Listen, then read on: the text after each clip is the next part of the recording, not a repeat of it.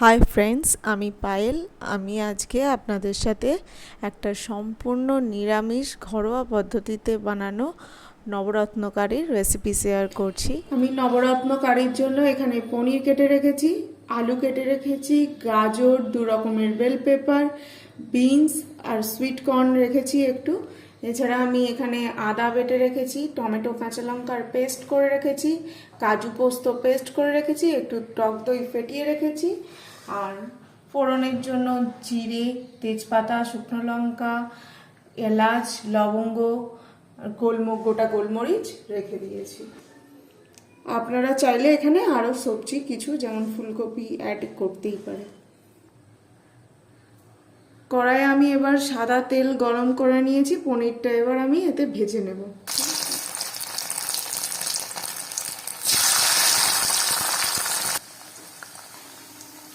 আমি পনিরকে খুব বেশি লাল লাল করে ভাজবো না, হালকা স্যালো ফ্রাই করে তুলে নেব। এবার এই ভাজা তেলেই আমি সবজিগুলো ভেজে সিদ্ধ করে নেব। কড়াইতে আমি গাজর, বিনস আর আলু দিয়ে ভালো করে ভেজে নেব। এবার এতে একটু নুন আমি অ্যাড করব। এবার আমার সবজিগুলো ভাজা হয়ে গেছে, আমি এগুলোকে নামিয়ে রাখবো। এবার ওই তেলেই আমি যে গোটা মশলাগুলো রেখেছিলাম, তেজপাতা, শুকনো লঙ্কা, এলাচ, লবঙ্গ, গোলমরিচ, জিরে, সেগুলোকে আমি ফোড়ন দিয়ে দিচ্ছি। এবার এতে আমি একটুখানি সামান্য পরিমাণে হিংও অ্যাড করছি।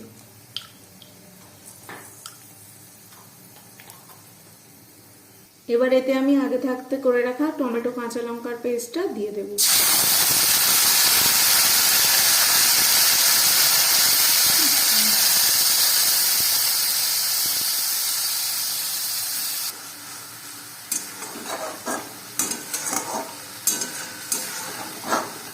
এবার আমি এতে একটু আদা বাটা দিয়ে দিচ্ছি।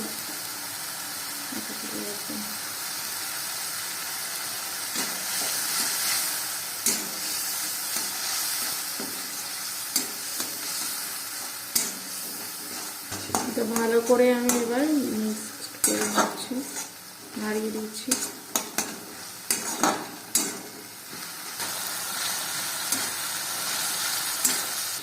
এবার আমি এতে একটু নুন, কাশ্মীরি মির্চ অ্যাড করছি।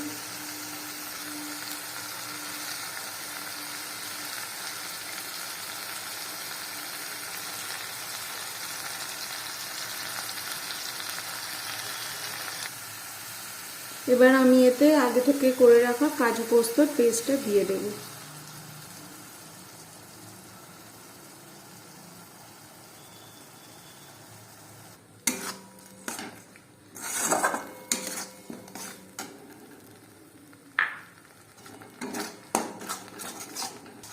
এবার মশলার গা থেকে আমার তেল ছেড়ে গেছে, আর এবার আমি এতে ফ্যাটানো টক দইটা অ্যাড করব।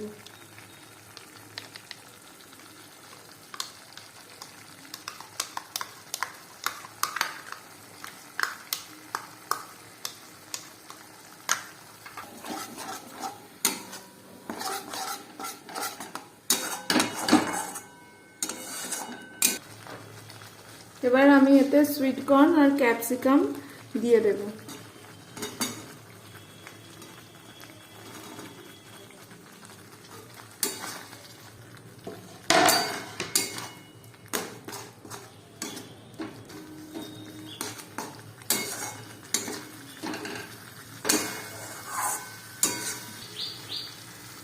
এবার আমি এতে ভেজে রাখা সবজি আর পনিরগুলো অ্যাড করে দিচ্ছি।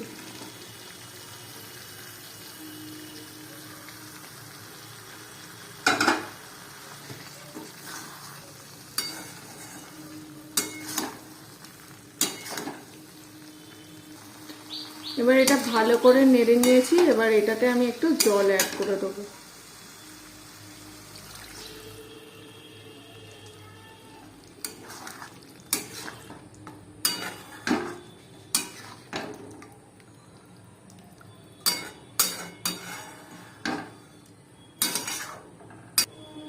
এতে আমি এবার একটু চিনি অ্যাড করব।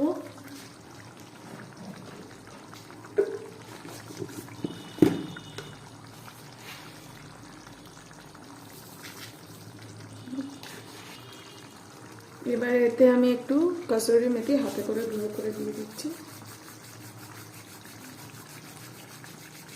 সামান্য আমি গরম মশলা দেব।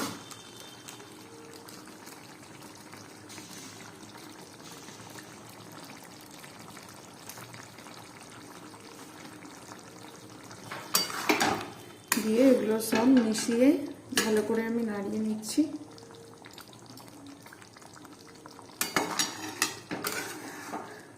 এবারে এটা নামিয়ে নিলেই রেডি আমাদের ঘরোয়া পদ্ধতিতে তৈরি নবরত্ন কারি। আশা করি আপনাদের রেসিপিটা ভালো লেগেছে, আর ভালো লাগলে please like and subscribe my channel.